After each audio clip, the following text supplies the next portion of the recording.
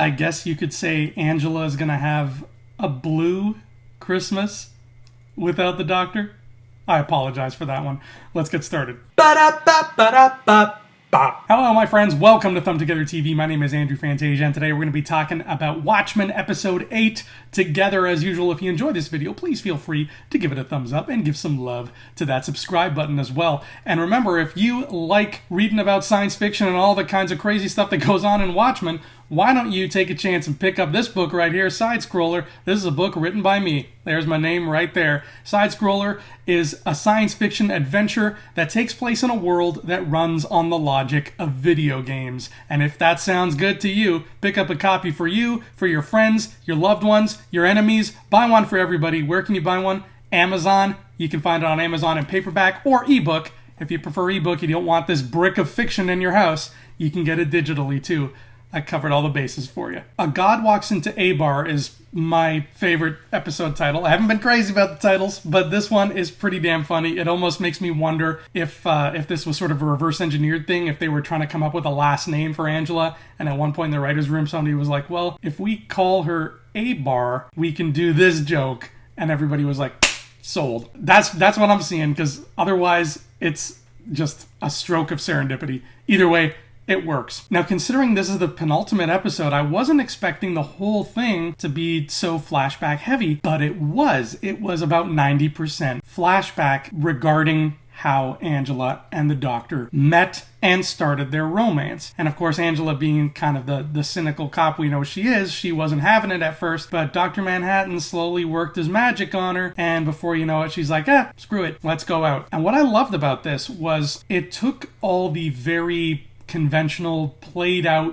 tropes that you see in love stories, and it squished them all into this one ball, because that is how Dr. Manhattan experiences life, is not as a roller coaster, but as a tilt-a-whirl that's always spinning. He experiences it as that one ball. And I think that this is just a wonderful, wonderful example of writers taking advantage of the tools in their toolbox. Dr. Manhattan is a tool in their toolbox, and it would have been very easy and would have been very straightforward for them to just write a typical love story between him and Angela. But instead, they were like, no, we can't do a typical love story, because these are not typical people in a typical situation. Dr. Manhattan is everywhere, always, all at once. How can we use that to make the story more interesting? And boom, they made it more interesting. He goes over the way they first met, the moment they fell in love, their first argument, and their reconciliation, all on their first meeting. He talks about that in their first meeting, because that's how he rolls. Knowing all and seeing all, and much to the chagrin of Angela, because that gets pretty annoying pretty quickly. You don't believe me? Read any comic with the character Cable in it from Marvel, and you'll know exactly how annoying it can get. What was really fascinating about this was getting that scene, which I didn't think we would ever see here, a moment between Adrian Veidt and John Osterman, and them meeting up and having this discussion, not as enemies, but as, tolerable frenemies, I guess. They never really set up, at least to my knowledge, that the other Watchmen saw Veidt as a villain afterwards. I think they just, especially Manhattan, I always assumed Manhattan was just like, yep, it's for the greater good, and he just didn't care. And that was sort of the same vibe he was giving off now, that he just, he doesn't love Veidt. When he sees him, it's not like Batman seeing the Joker, like, hey, you, I'm gonna get you. It's just hey, what's up, person I used to know. And they have this cool little thing going on, this almost Faustian arrangement going on, where they help each other out, because Manhattan is wishing that he was more human in order to have a happier relationship with Angela, and Veidt is wishing that he was more God, because he feels he deserves some credit for all this squid nonsense that he pulled on the Earth 30 years ago that nobody even knows he did. It's like the old saying, when you do something right, nobody will know you've done anything at all. And Veidt is really feeling the sting of that. So they make a deal where Veidt helps John become a bit more human, and John helps Veidt become a bit more godlike. And what was so cool about this is, knowing what we know with the hindsight of the last 7 episodes behind us, John got the better deal.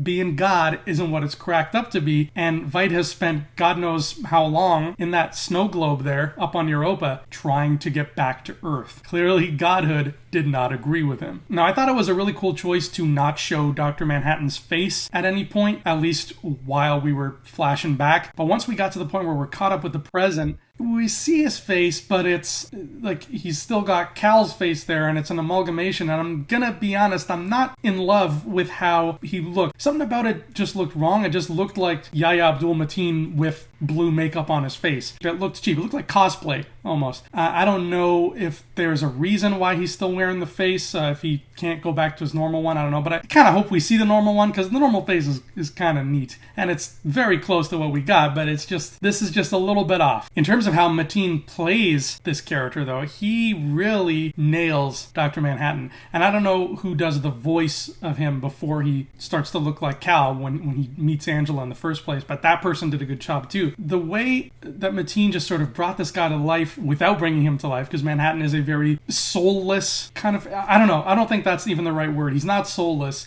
because he loves almost to a fault. You know how he is. If you know him, you know how he is. He's not firing on the same cylinders. He's not marching to the same drum as everybody else. He's sort of in his own little world where he sounds like he's half asleep, but he's not. But at the same time, he doesn't care about anything because it's all so beneath him. It's really complicated to explain. That's a fine line to walk as an actor and as a writer. And I think that the writers and Yahya Abdul-Mateen really did a good job of bringing him to life. So all around, nice work. Now, he has this moment with Angela that I found really interesting where he is standing on the swimming pool and Angela's like, "Why are you doing that?" And he's like, "I need you to see me walking on water because it's going to help you out later." We've only got one more episode, so I'm assuming later is code for next episode. Now, how could this possibly help? How could seeing Manhattan walk on water possibly help? Well, here's what I'm thinking. My crazy theories have been wrong before, but in this case, they've been very, very right before. So let's throw this theory out there. Somehow, some of Manhattan's powers were passed into Angela. And at some point during this final confrontation, there's going to be a point where Angela is going to have water in her path. And she's going to be like, well, what if I walk across it? And she's going to walk across it. Seeing that Manhattan can do what he can do, because he can really do a lot of things, but there's so many things that you can't think of them all. So I feel like Angela's going to get trapped in a scenario where it's like, oh, maybe she's got to get to somebody who's on a boat, or maybe somebody's coming for her and she's got to escape. I don't know, but water is going to be an obstacle in her path, and I think she's going to dig deep, she's going to find that power, and she's going to run across that water. She's going to be like, oh my God, I'm running across water, because that's what's cool about Angela. She reacts to things the way we would. Now, one last question before we leave. We have one episode left, and we have an unsolved mystery that's been nagging at us for a few weeks. Namely, who is the crazy slippery person in the tinfoil outfit or whatever who dived into the sewer when Angela was chasing them? That was like 4 or 5 episodes ago. Who was that person? They haven't even referred to that person yet, so I think they're trying to make us forget they exist, which tells me that it's somebody very close to the center of things. If I'm going to put money on it, the person was pretty small of stature. I'm going to say it was Lady True. Why Lady True? What was her endgame? To be honest, I don't even remember what was taking place in that scene, what Angela was looking at. It was so long ago. So unfortunately, my theory can't really be built on any kind of concrete foundation. But Lady True was keeping an eye on things, we know that. And she's got a very long game that she's playing, we know that too. I feel like True is really trying to make sure she manipulates things exactly how she wants them so that they happen exactly how she planned them. I think she was keeping an eye on Angela to make sure that things don't go awry too early, because that was in early days. So we're probably going to find out next week who that was. My money is on Lady True, and my other money, which I don't have a lot of, is on Angela walking on water. Take that to the bank. This has been the second to last episode of Watchmen. Thank you so much for tuning in. We got one more week ahead of us. I'm pretty sure it's going to knock our socks off. Oh, and also Adrian Veidt is digging his way out of prison with a horseshoe. So that can only mean he's coming too. He's joining the party at the end of all things, whatever that may be. I'll see you there next week, though. We'll talk about it together. Until then, folks, adios.